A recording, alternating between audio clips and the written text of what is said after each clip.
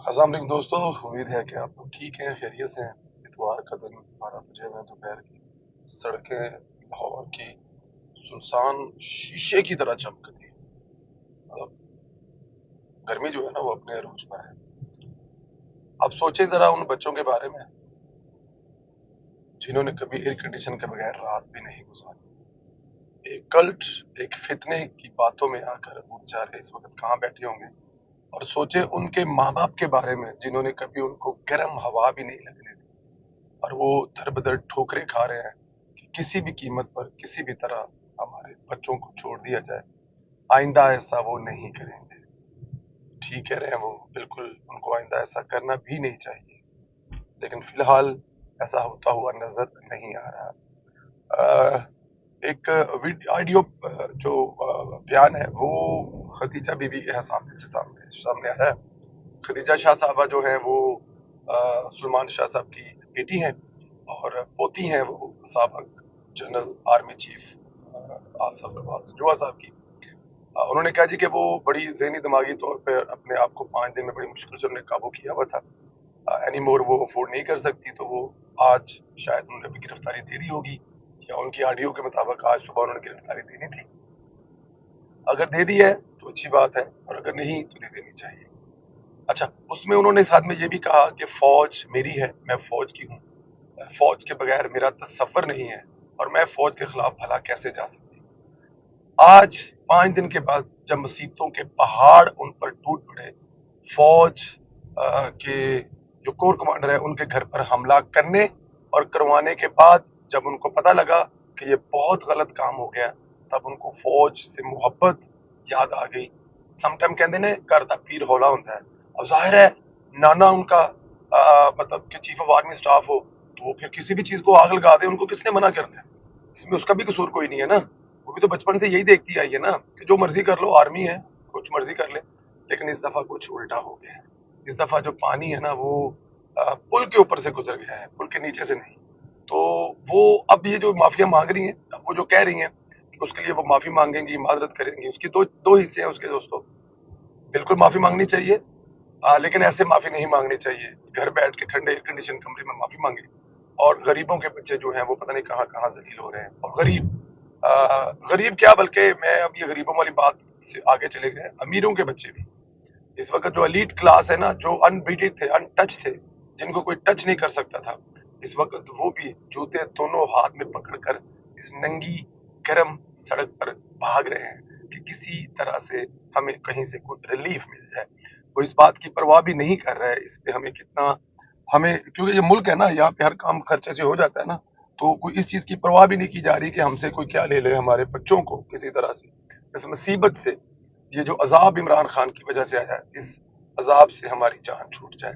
But any how, मेरे ख्याल में या तो मदीहा शाह साहबा को माफ कर देना चाहिए, फिर साथ में जितना पाकिस्तान से दूसरे बच्चे पकड़े हुए हैं उनको भी माफ कर देना चाहिए, अगर मदीहा शाह साहबा को माफ करना है।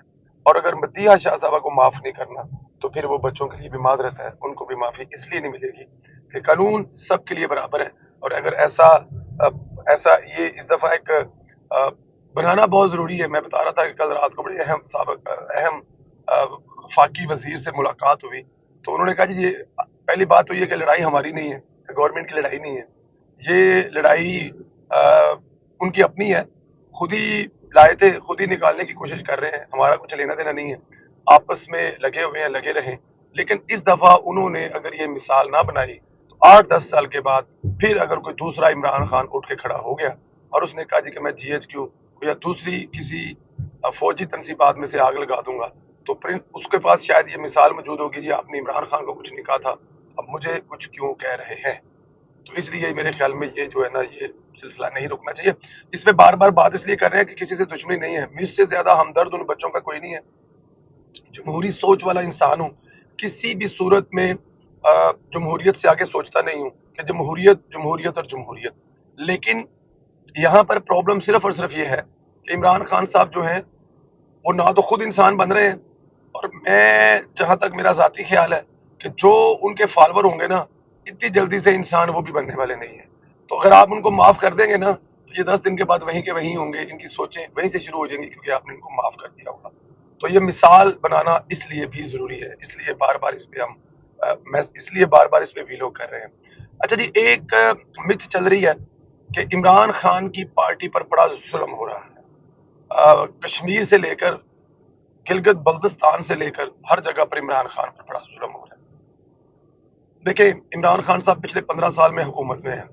اب ہم سے کوئی یہ پوچھے جی 15 سال کیسے، بالکل ویسے ہی جیسے 50 سال سے نواز شریف اور شہباز شریف حکومت میں ہیں، لیکن یہاں پر پریکٹیکلی عمران خان صاحب 15 سال سے حکومت میں ہیں۔ 2013 میں شاید اگر میں غلط نہیں ہوں تو، بلکہ 2008 میں کے پی کے میں پہلی حکومت جو پرویز خٹک صاحب کی موجودگی میں بنی تھی، آپ اس سے حساب لگا لیں، اس کو حساب کرتے ہوئے یہاں تک آ جائیں تو آج 15 سال عمران خان صاحب کو حکومت میں آ گئے ہیں۔ پھر اس کے بعد عمران خان صاحب کو کے پی کے میں حکومت ملی، پھر اس کے بعد پنجاب میں ملی، پھر اس کے بعد بلوچستان میں عمران خان صاحب کو حکومت ملی، آگے جا کے کشمیر میں جہاں پر نون لیگ اور پاکستان پیپلز پارٹی نے بہت بڑی کامیابیاں حاصل کی، وہاں پر بھی عمران خان صاحب کے لاڈ اور محبت میں حکومت بنا کر دی۔ پھر تھوڑا سا آگے چلیں تو آپ کو گلگت بلتستان میں بھی عمران خان صاحب کو حکومت بنا کر دی گئی۔ تو یہ جو عمران خان صاحب سے لاڈ اور پیار کیا جا رہا تھا، وہ میرا خیال ہے پارٹی توڑنے والی تو اس میں بات ہی کوئی نہیں ہے کہ عمران خان صاحب کی پارٹی تھی کہاں جو اس کو توڑا جانا ہے؟ عمران خان کی پارٹی کا وجود کہاں تھا جو اس کو توڑا جانا تھا؟ عمران خان صاحب کل پروگرام میں رات کو ایک محترمہ تھی، وہ عمران خان کو اس وقت سے جانتی تھی جس وقت سے یہ پارٹی نہیں تھی بلکہ فنڈ اکٹھے کیا کرتے تھے۔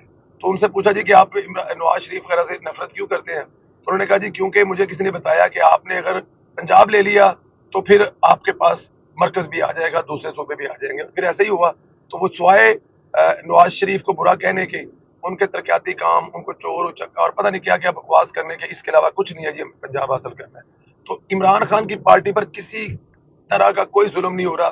یہ وہی چہرے ہیں جو کبھی پرویز مشرف کے ساتھ تھے، پھر تھوڑا سا آگے گئے تو وہی چہرے آ کر پاکستان پیپلز پارٹی کے ساتھ مل گئے، پھر تھوڑا سا آگے آئے تو نون لیگ نے وہ چہرے ساتھ نہیں ملائے تھے، اور پھر جب عمران خان کی صورت میں ایک اور ڈکٹیٹر لانا تھا جسے آپ سول ڈکٹیٹر کہہ سکتے ہیں، تو یہ وہی چہرے جو ہے نا عمران خان کے ساتھ کھڑے ہو گئے۔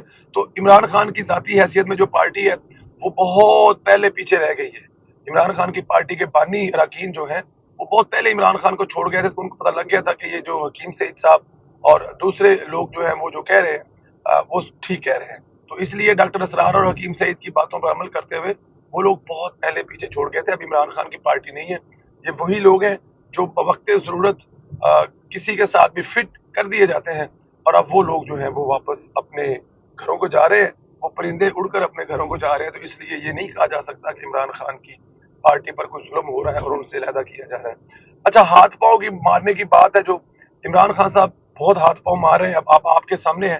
عمران خان صاحب جو ہے ہر گزرتے دن کے ساتھ ان کے کوئی نہ کوئی ایسی آڈیو لیک ہو رہی ہے۔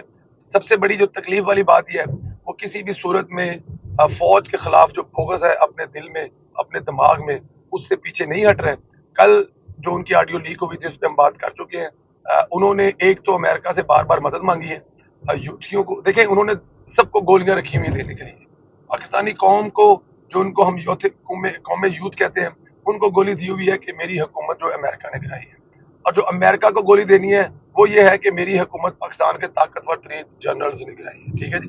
اور جو ان کے پاس جا کے عام لوگ ملتے ہیں وہ کہتے ہیں جی میری حکومت جو ہے وہ پی ڈی ایم اور یہ دوسرے لوگوں نے مل کے گرائی ہے۔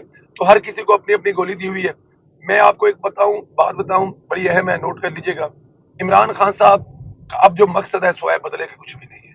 اب عمران خان صاحب حکومت میں صرف اس لیے آنا چاہتے ہیں کہ وہ آ کر آئی ایس آئی اور فوج کو عبرت کا نشان بنائے، اور اس ملک میں جو سیاسی قیادت ہے، سیاسی پارٹیاں ہیں، ان کے سربراہان کو چوکوں میں وہ ٹانگنے کا ارادہ رکھتے ہیں۔ وہ جو ایران والا انقلاب ہے اس سے بہت حد تک متاثر ہے۔ پرائیویٹ محفلوں میں وہ یہ فرماتے ہیں کہ اگر مجھے جیسے ہی موقع ملا تو میں نے 8 سے 10 ہزار بندہ پاکستان کی سڑکوں پر ٹانگنا ہے اور ایک ہفتہ ٹنگا رہنا ہے۔ اس میں وہ جن کے نام لیتے ہیں وہ میں آپ کے ساتھ شیئر بھی نہیں کر سکتا، یہ اپنی وہ پرائیویٹ محفلوں میں بات کرتے ہیں۔ تو عمران خان کو دوبارہ حکومت ملنے کا مطلب، یا عمران خان کا دوبارہ اقتدار میں آنے کا مطلب پاکستان کی ترقی نہیں ہے، پاکستان کو آگے لے کے جانا ہرگز ہرگز ہرگز نہیں ہے۔ وہ صرف اور صرف یہ ہے کہ وہ کسی بھی طرح سے اقتدار میں آئے، اور اقتدار میں آ کر اس ملک میں ایک بس ایسا وہ انقلاب برپا کر جائے جس سے ان کے اندر کو تسکین مل جائے، اور ان کے ساتھ جو ان کی शरीक हयात हैं, वो जो ख्वाब देखती हैं, जो ख्वाब उनको दिखाती हैं, जो चीज़ें उनको करती हैं, उनमें वो घुसे हुए हैं, उनसे ना वो निकल रहे हैं और ना निकल सकते हैं। आखिर में मैं अपने कौम के बच्चों से सिर्फ इतनी रिक्वेस्ट करूंगा कि खुदारा उन वो जो आपके हकीकी बाप हैं, जिनकी वजह से आप इस दुनिया में आए हैं, खुदा के लिए उनके सोचें, अपनी माँ के लिए सोचें। माएँ जो हम लोग जब हॉस्टल में पढ़ते थे ना, तो कुछ देर पहले हॉस्टल के दोस्तों से मुलाकात हुई है 30 साल पहले, तो वो एक बड़ा शेर हुआ करता था, हमारे मित्र प्यारे अफजल साहिर साहब सुनाया करते थे कि किसकी ये हॉस्टल में रहने वाले क्या जाने किसकी माँ ने कितना जेवर बेचा है। हॉस्टल में रहने वाले क्या जाने किसकी माँ ने कितना जेवर बेचा है। तो ये जो बच्चे हैं ना, इनको अंदाजा नहीं है कि इनकी माओ ने इनको कितनी तकलीफों से पाला है। देखें, अच्छे पैसे, अच्छा घर, अच्छी गाड़ी का मतलब ये नहीं है कि माँ को अपने बच्चे से वो वाला प्यार नहीं है जो एक गांव की माँ अपने बच्चे से प्यार करती है। नहीं, प्यार उतना ही है माओ का, दावे ज्यादा होते हैं। तकलीफ उनको नहीं होती तो वो दावा ये किया जाता है कि हमने अपने बच्चों को इतने लाड़ प्यार से रखा हुआ है, इनको किसी किस्म की तकलीफ नहीं दी। तो खुदारा आप लोग ये फ्रॉडिये के चक्कर से निकले। एक बहुत बड़ा फ्रॉड है, बहुत बड़ा कल्ट है।